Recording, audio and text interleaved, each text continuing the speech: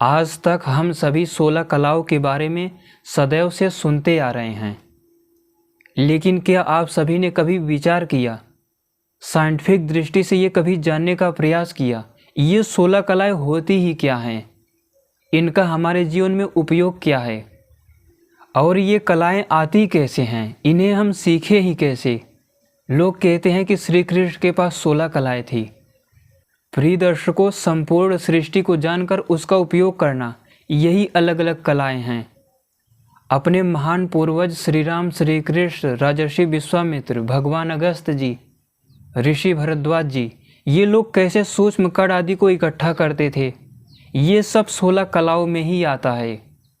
वैसे कला का तात्पर्य होता है जीवन जीने की एक पद्धति, लेकिन सृष्टि के सूक्ष्म तत्वों के भी आधार पर हर एक सूक्ष्मता को डिटेक्ट करके या फिर योग के माध्यम से दूर की ध्वनियों को सुन लेना, ये सब कलाओं में ही आता है।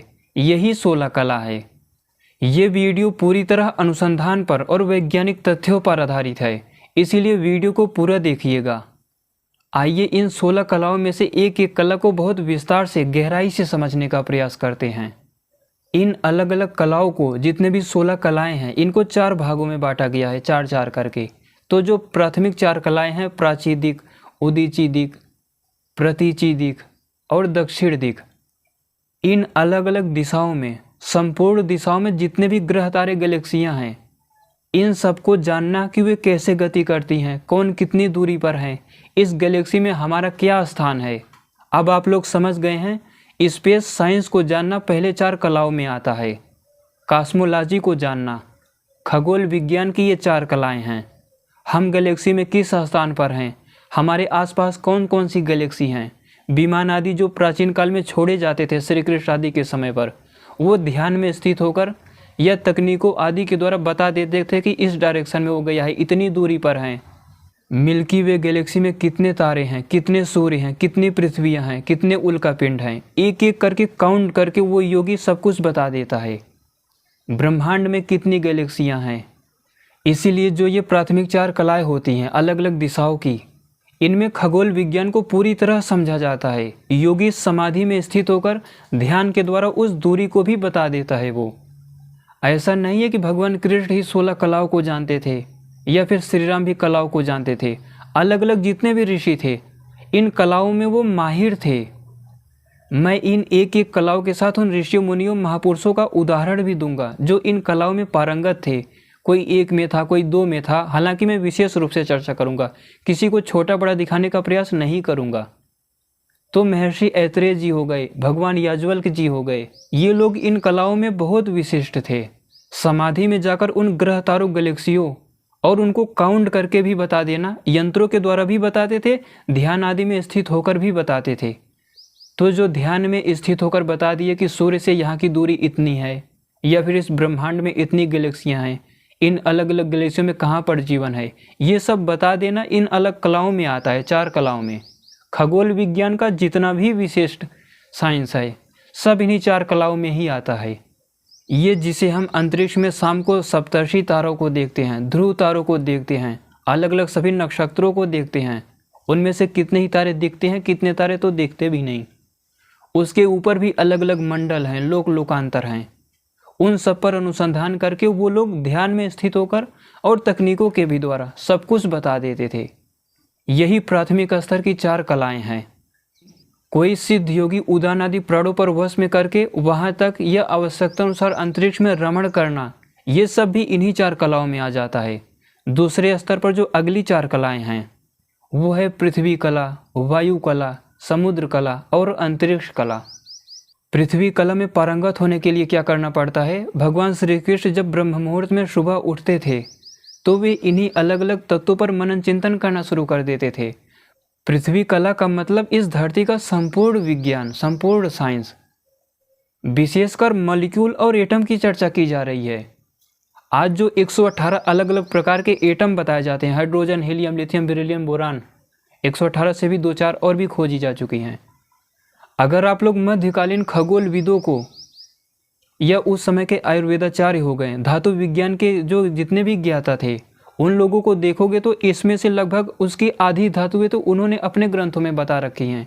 वैज्ञानिकों ने क्या किया, बस उन्हें व्यवस्थित कर लिया, एक आवर्त सारणी नाम दे दिया। तो इन अलग अलग तत्वों पर श्री कृष्ण जैसे लोग मनन चिंतन करते थे और जब पृथ्वी कला में वो सब कुछ जान जाते थे। केवल 118 ही परमाणु नहीं होते, किसी ऋषि ने 384 बताया है, किसी ने कुछ बताया है, तो 384 से भी ज़्यादा परमाणु होते हैं। और वो केवल इसी पृथ्वी पर नहीं होते, मॉलिक्यूल आयन एटम से बने वो परमाणु अंतरिक्ष में भी होते हैं, अलग अलग ग्रहों पर भी होते हैं। वो लोग जाके ले आते थे। तो उनको अच्छी तरह पूरी तरह ठीक ठीक जान लेना ये पृथ्वी कला में आता है। इसमें आयुर्वेद का भी संपूर्ण साइंस आ जाता है। कौन सी वनस्पति कैसे है, कितनी औषधियाँ होती हैं। हम लोगों ने क्या किया, तुलसी आदि हो गया, नीम की पत्ती हो गया, पीपल हो गया, इनको पीस कर रस बनाकर पीते हैं।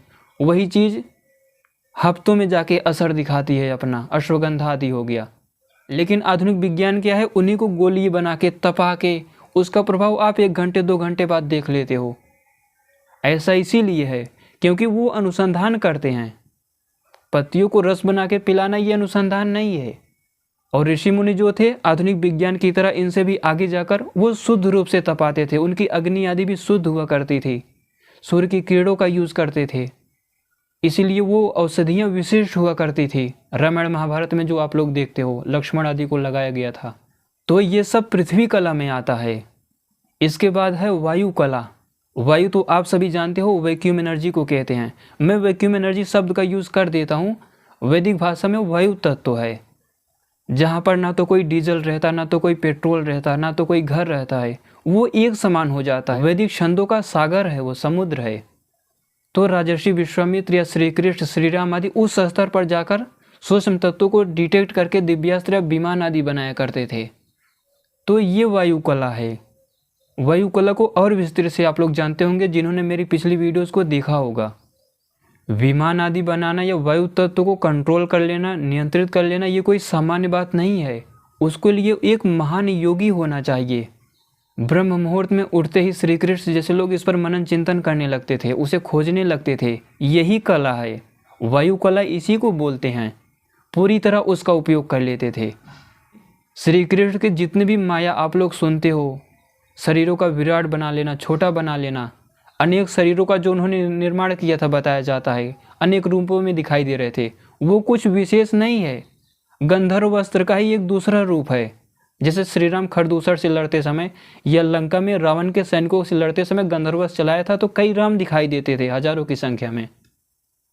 कितने ही तो आपस में लड़ के मर गए श्री राम समझकर, और कितने ही भ्रमित होकर भागने लगे, नष्ट होने लगे राक्षस लोग। तो ये सब वायु तत्व पर आधारित है। यही चीज़ थी जो श्री कृष्ण ने कंट्रोल किया था। यही वायु कला है। अगली है अंतरिक्ष कला। अंतरिक्ष कला में भी अंतरिक्ष के सूक्ष्म यूनिट को जाना जाता है, जो डिस्ट्रैक्ट होता है, कर्व होता है, मुड़ जाता है, झुक जाता है, लाइट को भी बेंड कर देता है, अलग अलग पार्टिकल को प्रभावित करता है। जितने भी फोर्स होते हैं, केवल इतना ही नहीं जितना मैंने अभी बताया, अंतरिक्ष स्पेस की यूनिट का काम होता है आप लोगों के समक्ष या घर आदि जो बने हुए हैं, जितने भी फोर्स हैं, फोर्स की शुरुआत इसी अंतरिक्ष के यूनिटों से होती है। अंतरिक्ष है तभी मेरा हाथ काम कर रहा है, तभी मेरा मुख बोल पा रहा है, तभी मेरी आंखें देख पा रही हैं। देख तो फोटॉन आदि पार्टिकल की वजह से हो रहा है देखना प्रक्रिया, लेकिन जो फोर्स लग रहा है, जो क्रिया शुरू हो रही है पंच भौतिकों के स्तर पर, वो स्पेस की यूनिट से शुरू हो रही है। इस स्पेस की यूनिट में चार्ज मास सब होता है। सूक्ष्मता में जाकर इनका भी उपयोग कर लेना। और ये अंतरिक्ष है, स्पेस है, तो योगी इसमें अदृश्य हो जाए, छिप जाए, ये अंतरिक्ष कला में आता है। बहुत गहरा साइंस है इसका, इसको पूरी तरह आप लोग समझिए। वीडियो में मैं जितना भी बताता हूँ इस पर आप लोग और मनन चिंतन किया कीजिए। ध्यान कहते ही हैं खोजने को। जब हम कुछ खोजना चाहते हैं, सामने नहीं दिखता, उसके बाद खोजते हैं और वो चीज़ पता चल जाती है, यही ध्यान है, इसी को ध्यान कहते हैं। तो अंतरिक्ष कला का बहुत विकसित, बहुत विस्तृत विज्ञान है। इसी तरह जो अगला है वो है समुद्र कला। आज विज्ञान उतना समुद्र को नहीं जानता जितना अंतरिक्ष को जानता है। हालांकि अंतरिक्ष में भी बहुत कुछ नहीं जान पाया, लेकिन समुद्र की गहराई क्या है, सूर्य की किरणें कहाँ तक जा पाती हैं, कौन कौन से जीव होते हैं। दिखने वाले ही जीव नहीं होते, जीव मॉलिक्यूल आयन एटम के भी स्तर के हो सकते हैं।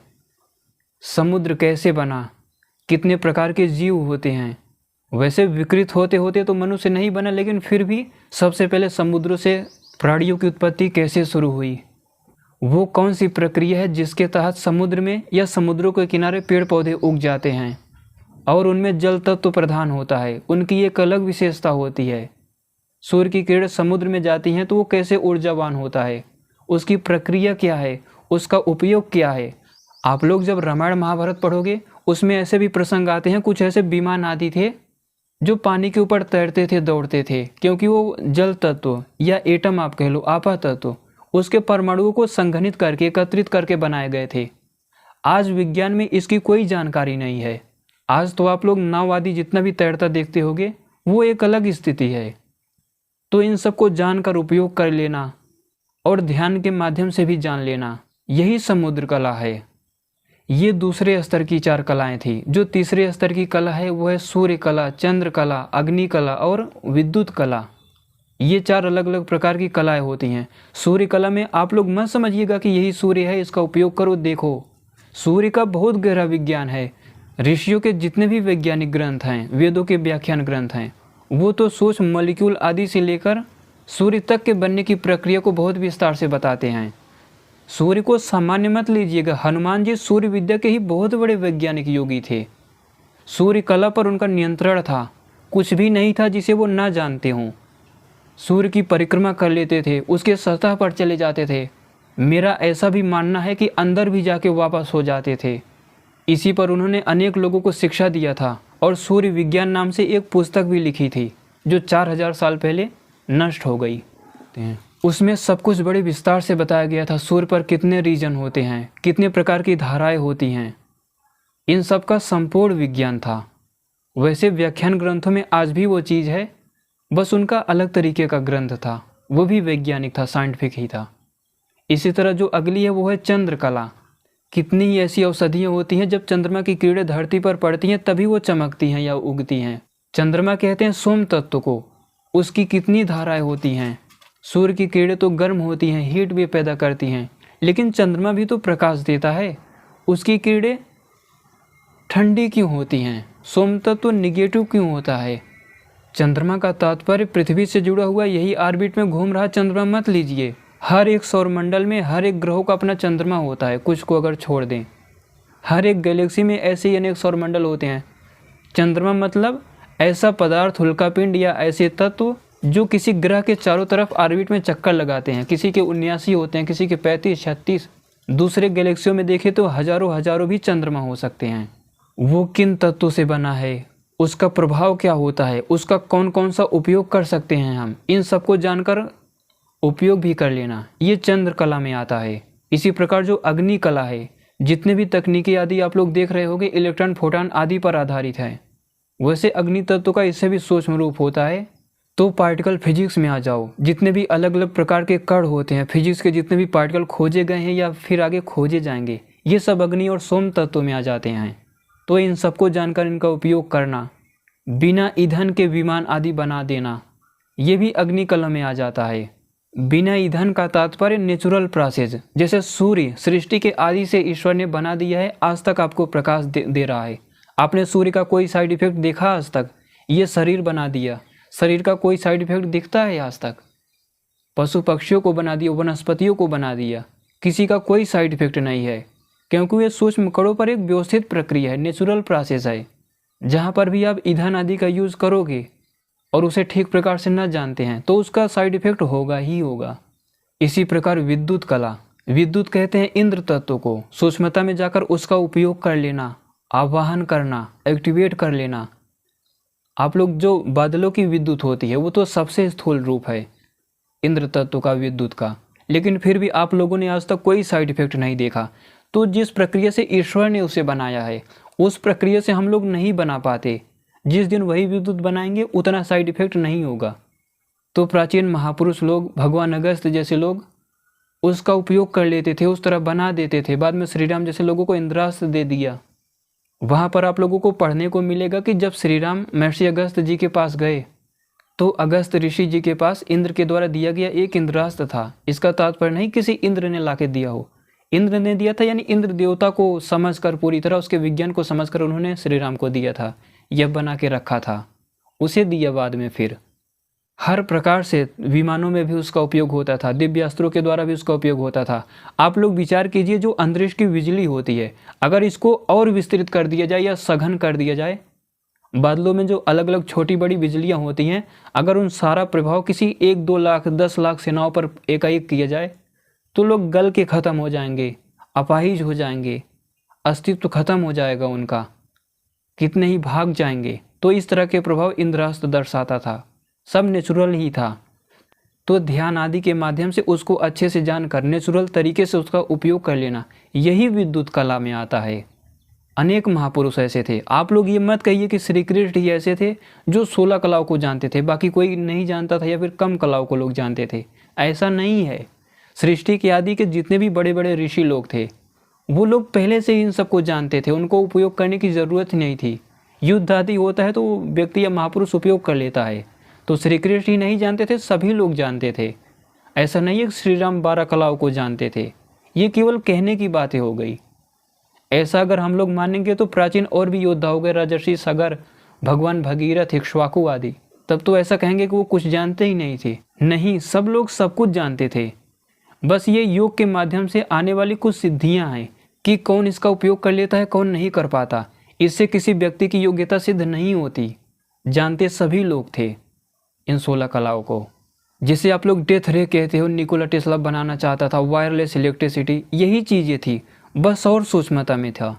प्राचीन काल में अधिकतर जितनी भी तकनीकें थी, आज विज्ञान उनका प्रयास कर रहा है। जो आज टेलीस्कोप जिसे आप कहते हो, महर्षि याज्ञवल्क जी के पास इससे भी लाखों गुना विकसित क्षमता वाला टेलीस्कोप ही था, वो भी टेलीस्कोप ही था।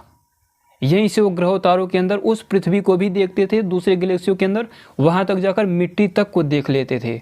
आप लोग विचार कीजिए, जेम्स वेब स्पेस टेलीस्कोप तो अभी सोच भी नहीं सकता। तो वो सब नेचुरल प्रोसेस थी, उन सूक्ष्म तत्वों पर ये सब किया करते थे।